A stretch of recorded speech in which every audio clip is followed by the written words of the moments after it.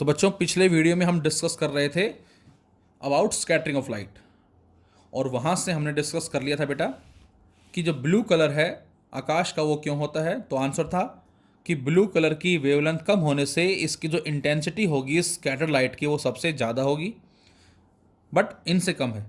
ये दो non visible colour हैं। यदि इन 1 2 3 4 5 6 7 मैं आपसे कहूँ 7 कलर में से बताएं मीन कलर कौन सा होगा, तो हमारा आंसर है 3 ये छोड़ दें और 3 ये छोड़ दें, ग्रीन कलर को मीन कलर बोलेंगे। लेकिन बुक में हम स्टडी करते हैं yellow colour is the mean colour. Why? क्योंकि हमने इस वायलेट और इस इंडिगो जो कि नॉन विजिबल कलर हैं, हमारी आंखें बहुत कम ऑब्जर्व कर पाती हैं इनको इनको लिस्ट से हटा दिया। और अब जो 5 कलर बचे, 2 ये छोड़ दें हम, 2 ये छोड़ दें, अब जो वाई आएगा बच्चों ये हमारा मीन कलर आता है। तो इस रीजन की वजह से येलो को हमने मीन कलर का नाम दिया है।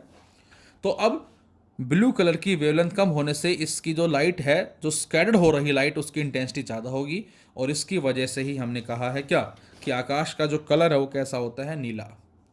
क्लाउड्स के बारे में हमने बात कर ली है।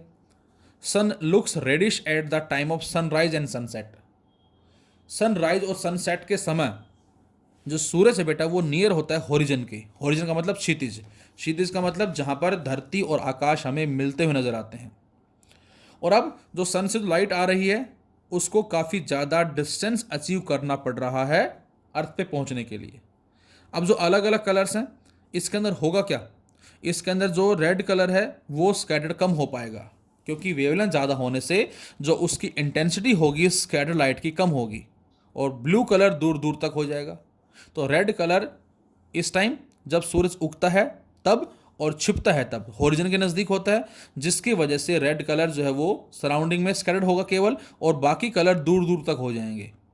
लेकिन दोपहर के समय ये जो डिस्टेंस है ये काफ़ी कम होता है, लाइट जो आ रही है उसको कम चलना पड़ता है।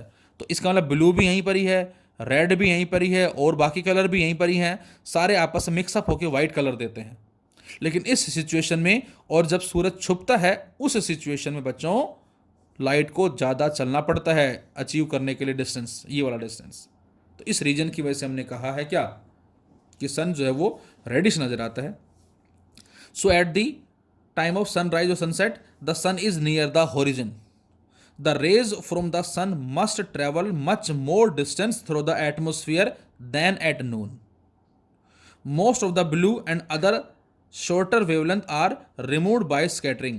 Therefore, only red color, which is least scattered, reaches our eyes.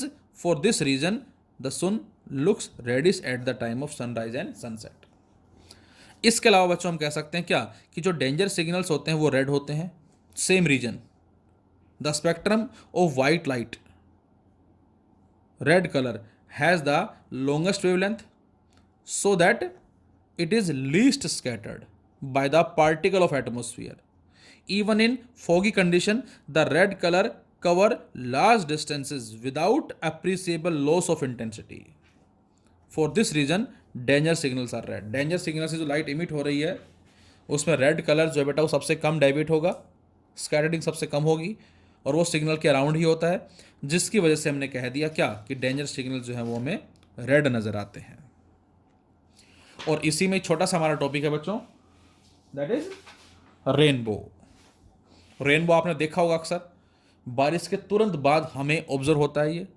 अब बारिश के तुरंत बाद ही ऑब्जर्व क्यों होता है, तो ज़रा देखें हम। तो आंसर है rainbow is a spectrum of sun's light.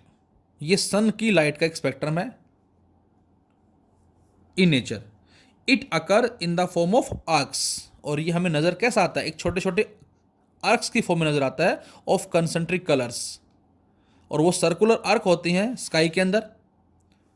When the sun shines on rain drops during और आफ्टर ए शावर, बारिश के जस्ट तुरंत बाद या बारिश के दौरान हम कह सकते हैं। अब ये फॉर्म्ड कैसे होता है, तो आंसर है a rainbow is formed due to combined effect of dispersion, refraction and TIR. Point to be noted. Rainbow is formed due to the combined effect of dispersion of light, refraction of light, as well as TIR, total internal reflection of sunlight, by spherical water droplets of rain. To see a rainbow, you must have the sun to your back. सन जो बेटा वो आपके back की तरफ होना चाहिए.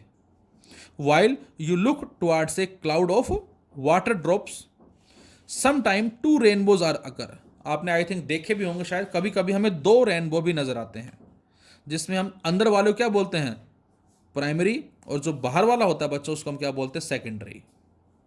The primary rainbow is brighter then the secondary rainbow. और साथ साथ जो प्राइमरी रेनबो होता है बच्चों वो थोड़ा ब्राइटर भी होता है as compared to secondary one. अब जरा देखें किस तरह से लाइट जो है वो पहुंच पाती है. तो आंसर है the primary rainbow is formed by rays which undergo one internal reflection and two refraction and finally emerge from the rain drops at minimum deviation. ये आपको डायग्राम नजर आ रहा है, कुछ इस तरह से देख सकते हैं आप. सन से लाइट आई और ये ड्रॉपलेट है, इसमें एंटर हो गई रिफ्रैक्शन, और यहाँ एंटर होने के बाद उसने क्या किया, अचीव, TIR को अचीव किया, और उसके बाद वो हम तक पहुँच गई है. इस तरह से हमारा डायग्राम होता है. और इस लाइट को जब पीछे बढ़ाते हैं, इसको पीछे बढ़ाते हैं बेटा हम, तो यहाँ पर हमारा एक रेनबो फॉर्म होता है जिसको हमने प्राइमरी रेनबो का नाम दिया है.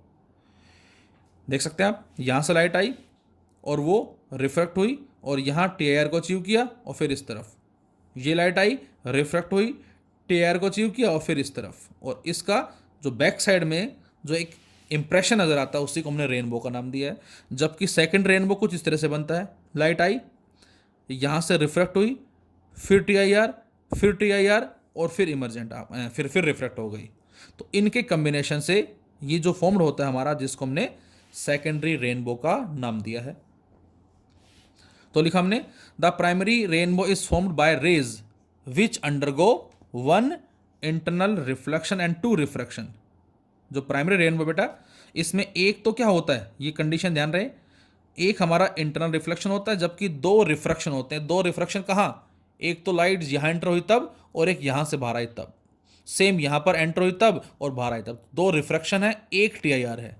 जबकि सेकेंड केस क्या है, the secondary rainbow is formed by the rays which undergo two internal reflection and two refraction.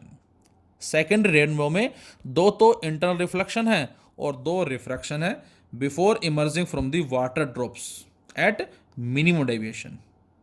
Due to two internal reflection the sequence of colour in secondary rainbow is opposite. अब दो internal reflection होने की वजह से ही जो sequence होती है, जैसे देख सकते हैं आप, ये वायलेट रेड है, इसमें रेड और वायलेट, इसकी वजह से सीक्वेंस इंटरचेंज हो जाती है. The sequence of colour on the second rainbow is opposite to that in primary rainbow. तो ये हमारा मिला जुला कॉन्सेप्ट कहलाता है रेनबो का. किसका, total internal reflection, dispersion as well as refraction. ये हमारा चैप्टर कहलाता है dispersion of light. Thank you.